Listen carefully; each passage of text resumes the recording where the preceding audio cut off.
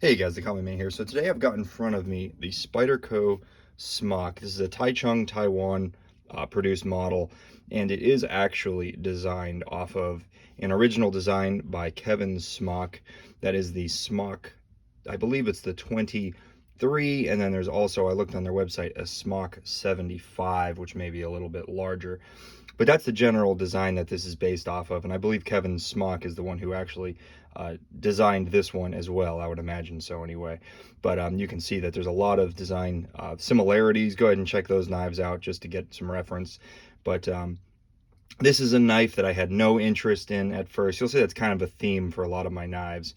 At first I find them kind of hideous, kind of ugly, at least, you know, some of them.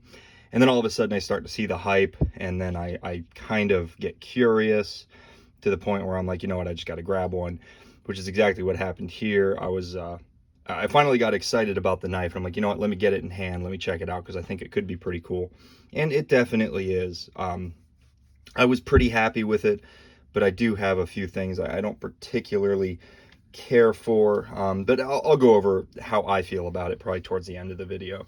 We're going to kind of talk about just some, well, I guess we'll be objective and subjective in a lot of different ways.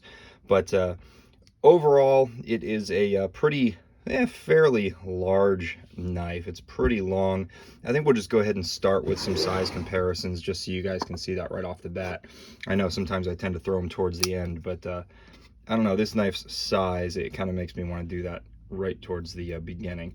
So you can see there's the Spyderco Paramilitary 2, Spyderco Para 3. It does kind of fall in between, though I would think really when you get it in hand, it definitely feels more like the size of the PM2. We can get another knife in here for size reference. Let's see, what's a good knife that people are familiar with? Let's go ahead and do the my beat up Benchmade Griptilian, and we'll go ahead and do the Civivi Elementum. So again, kind of in between, although very close in size to the Griptilian here. So pretty decent sized knife. And actually, while we're at it, we'll go ahead and get a quick measurement. For exact specifications, and guys, I would highly recommend just go to the website to see exact numbers, but we'll go ahead and give rough numbers. So we're looking at about 7 3/4 inches, right around there. So yeah, I would say it falls on the medium to large end, at least in my opinion. So this particular model has the S30V blade steel. This is not, I know they made M4, I think they made 20 CV. This is just the standard S30V, which is great. I love that steel. I have that in a lot of knives. That's what my Griptilian is.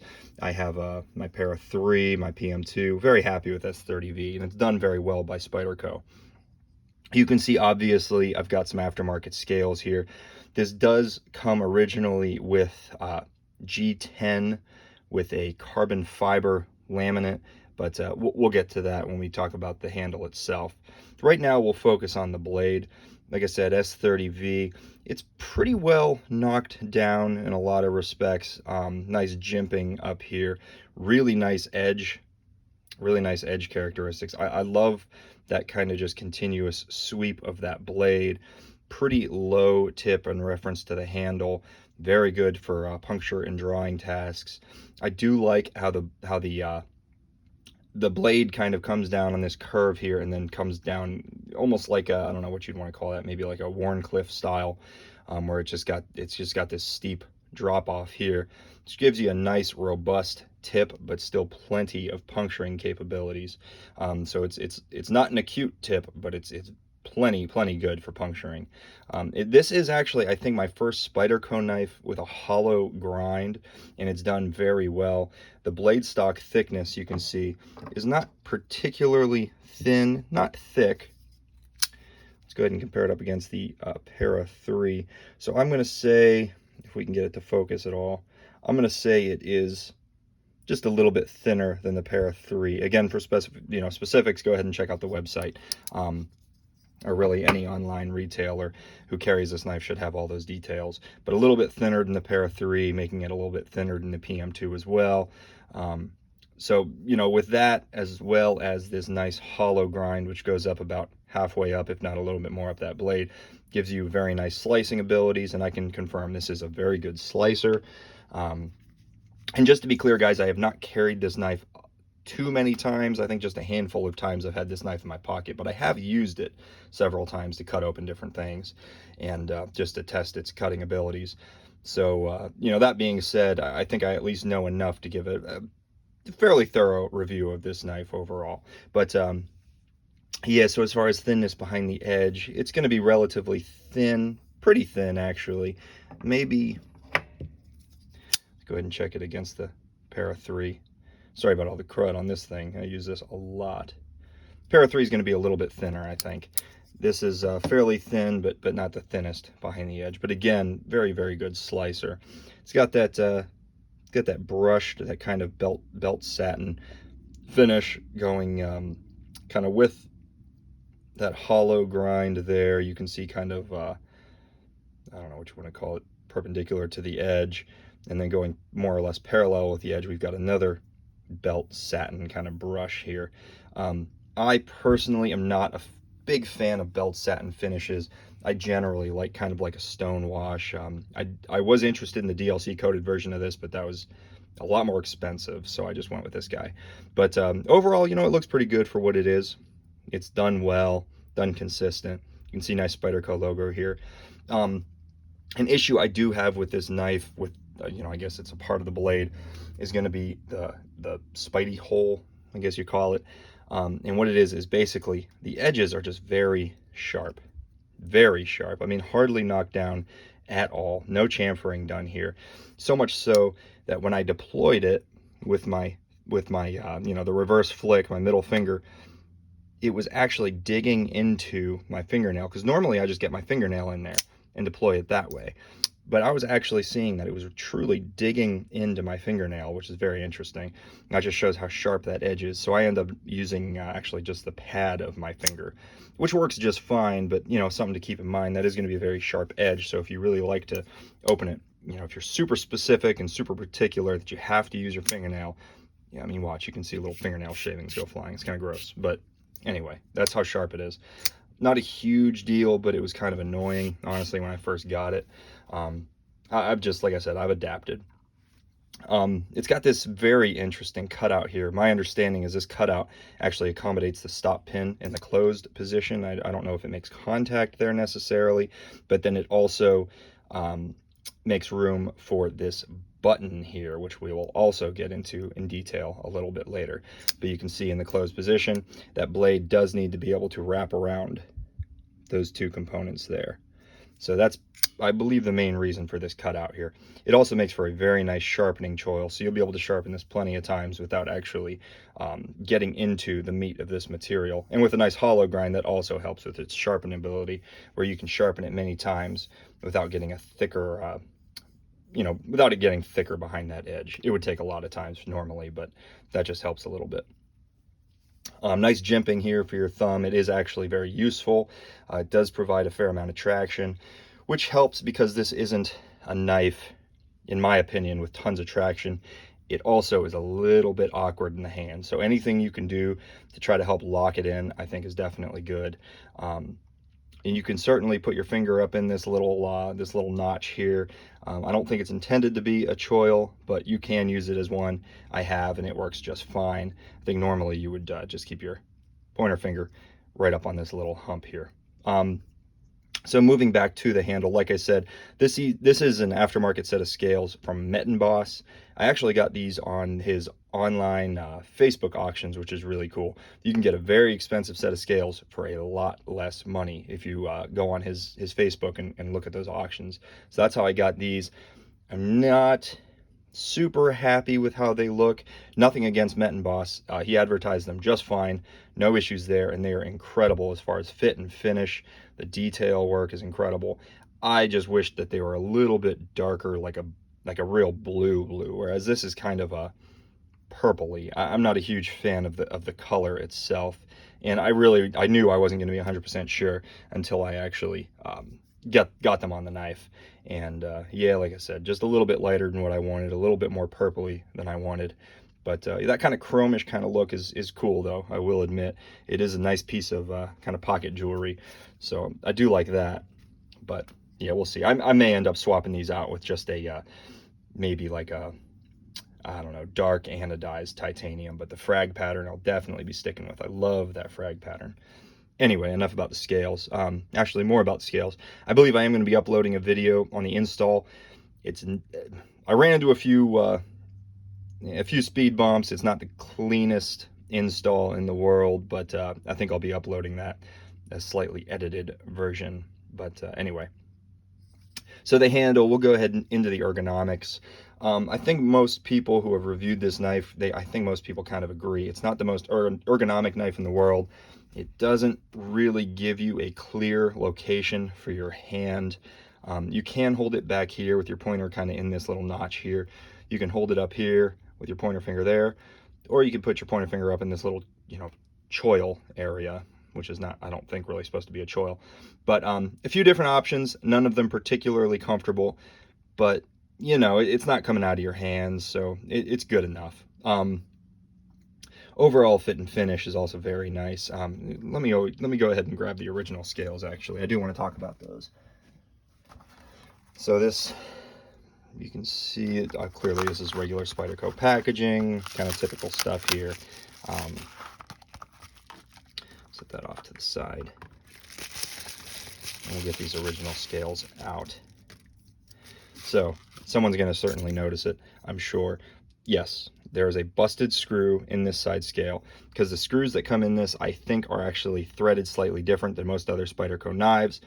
So rather than trying to screw it into the pocket clip side, I went over to the other side just to make sure that it was the right size screw. And as I was screwing it down, I hardly cranked this thing down at all, and the the head of the screw popped off. It just broke. So yeah, I was not particularly happy about that. But anyway, I don't even think, I think they were screws that came with a Lynch clip or something like that, so we won't go into that. But these are the original scales. You can see they are G10, even though they advertise them as carbon fiber, because the reason they advertise it as carbon fiber is because there is like one single thin layer of carbon fiber on top of the G10. If you ask me, that's kind of not cool. If it's going to be carbon fiber, make it full carbon fiber. If it's going to be G10, make it G10. I personally think this kind of looks cheap. It looked better in person than what I saw on pictures and things. I knew I was not going to like the scales, and I don't care for them, but they are a little bit better than I thought they would be. There's a little bit of texturing here. It does look like carbon fiber, but you kind of know something's up, and sure enough, it's because it's one layer over top of G10. I don't like that. I knew that these were going to go as soon as I got the knife, and sure enough, they did. So that's that. Not particularly happy about the scales on it.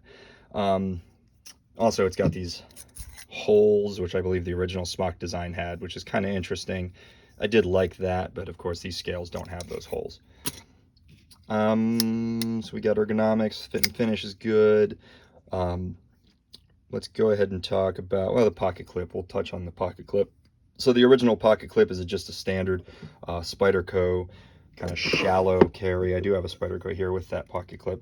You can see this is the original Spyderco pocket clip. Of course, this one would have been a satin finish, but you can see how shallow that carries. Now, thankfully on the Manix 2, which is what this knife is, it is set as far back on the knife as possible.